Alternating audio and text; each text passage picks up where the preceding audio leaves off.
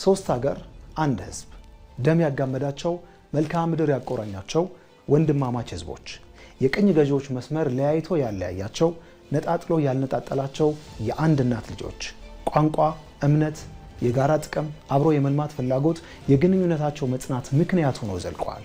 ኢትዮጵያ፣ ሶማሊያና ጅቡቲ ዘመናትን የተሻገረው አብሮነት ዛሬ ደግሞ በሌላ ከፍታ ተገልጧል። ጠቅላይ ሚኒስትር አብይ አህመድ፣ የሶማሊያው ፕሬዝዳንት ሐሰን ሼህ መሐሙድ፣ የጅቡቲው ፕሬዝዳንት ኢስማኤል ኦማር ጊሌ ጅግጅጋ ከተመዋል። በእርግጥ የነዚህ ሶስት ሀገራት መሪዎች በአንድ ላይ ለዚያውም ይበልጡኑ የመተሳሰር ምልክት በሆነችው የምስራቋ ፈርጥ ጅግጅጋ በጋራ መታየታቸው የማይዋጥላቸው እረፍት የሚነሳቸው አካላት አሉ። እነሱን እንተዋቸውና ጅግጅጋ ለነዚህ ህዝቦች ምን ማለት ናት፣ ምንድናት የሚለውን እንመልከት። ጅግጅጋ የሶስቱም ሀገራት ህዝቦች የሚገናኙባት፣ የሚነግዱባት፣ ባህላዊ ሴቶቻቸውን የሚያንሸራሽሩባት ማዕከል ናት። ሶስቱን ሀገራት በንግድ ታገናኛለች። ከጅቡቲና ከሶማሊያ በተለይም ከበርበራ ወደብ ወደ ኢትዮጵያ መሀል ሀገር የሚገቡ ምርቶች የሚያልፉባት ዋና በር ናት። በከተማዋ የሚገኙ ግዙፍ ገበያዎች የሶስቱንም ሀገራት ነጋዴዎች ይገናኙባቸዋል። ጅግጅጋ የሶማሌ ህዝብ የጥበብ የስነ ጽሁፍና የባህል ማዕከል ተደርጋም ትወሰዳለች። አፍ ሶማሌ በሶስቱም ሀገራት ይነገራል። ጅግጅጋ አስኳሏ ናት። ባህላቸውን ማንነታቸውን የሚገልጡባት፣ የሚኮሩባት፣ የጋራችን የሚሏት ቤታቸው ናት። አሁን ዋናው ቁም ነገር የነዚህ ሀገራት መሪዎች በዚህ ተምሳሌች በሆነች ከተማ መገኘታቸው ለምን የሚለው ነው። ነገሩ ወደ ቀጠና ይወስደናል። በኃይል አስተላለፍ መለዋወጥ እየታመሰ የራስን ጥቅም ብቻ በማሰረድ ጊዜ በሚወሰድበት በዚህ ጊዜ ቀጠና የትስስርን ማጠናከር ዋነኛው ጉዳይ ነው። በብዙዎች ትንተና የግጭት ቋፍ ላይ ነው ተብሎ በተፈረጀው በዚህ የቀይ ባህር ሰፈር የነዚህ ሀገራት በጋራ መቆም፣ በጋራ መስራት ጭራሽ አይፈለግም። በማን? በምናውቃቸው ታሪካዊ ጠላቶች። የሀያላን ተጽዕኖ በበረታበት፣ የጓዳ ወትዋሽ ጦር ሰባቂ አይዞህ ባይ ባለበት እነዚህ ሀገራት እንዲህ ተምሳሌታዊ በሆነ መልኩ ለምን ትላንት የጀመሩትን ግንኙነት ከፍ አድርገው ቀጠሉ ነው ሚስጥሩ። በደም ከመጋመዱ ባሻገር በባህልና ቋንቋ አንድ ከመሆንም በላይ አብሮ የመልማት ተደጋግፎ የመሻገር ተደምሮ የመጠናከር እንጂ ሌላ አይደለም። ይህ ስለ ጅግጅጋ ጥቂት እንድንል ያስገድናል። ከዚያ በፊት ግን ጅግጅጋ ከለውጡ በፊት ምን ነበረች፣ በመንግስት እንዴት ትታይ ነበር የሚለውን እንድንጠይቅ እንገደዳለን። ጅግጅጋ በአጠቃላይ የሶማሌ ክልል የቀደመው መንግስት እንደ ከፍተኛ የደህንነት ስጋት ቀጠና ይመለከተው ነበረ። ኢትዮጵያ ላይ ከፍተኛ ቀውስ ከተፈጠረ በምስራቁ በር ነው ተብሎ ተደምድሞም ቆይቷል። ዛሬስ? ከዚህ ቀደም የሶማሌ ክልል የሚታወቀው በግጭት በጦርነት ሲሆን አመራሮች ወደዚህ ከባቢ የሚመጡት ለማስታረቅ፣ ሰላም ለማስከበር ነበር።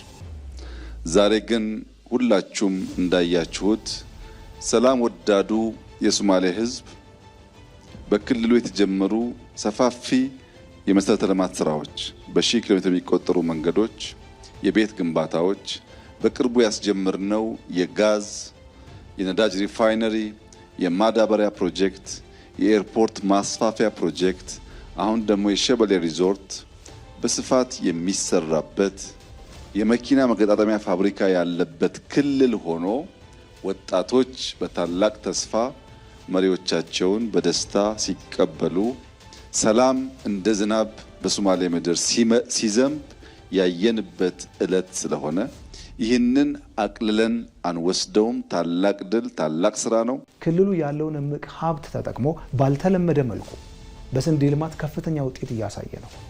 ግዙፍ የመስኖ ፕሮጀክቶች፣ ሌላም ብቻ ጅግጅጋ ተፈላጊነቷም አገናኝነቷም ጨምሯል። ዛሬ የተመረቀው የሸበሌ ሪዞርትም የሶስቱን ሀገራት ህዝቦች ማገናኛ ሌላው ሰገነት መሆኑ አይቀርም።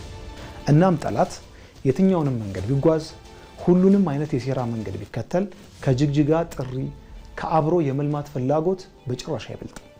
እነዚህ መሪዎች ትላንት በህዳሴ በሌሎችም ግዙፍ ፕሮጀክቶች አዲስ አበባን ረግጠው እንዳሳዩት ዛሬም ደግመውታል።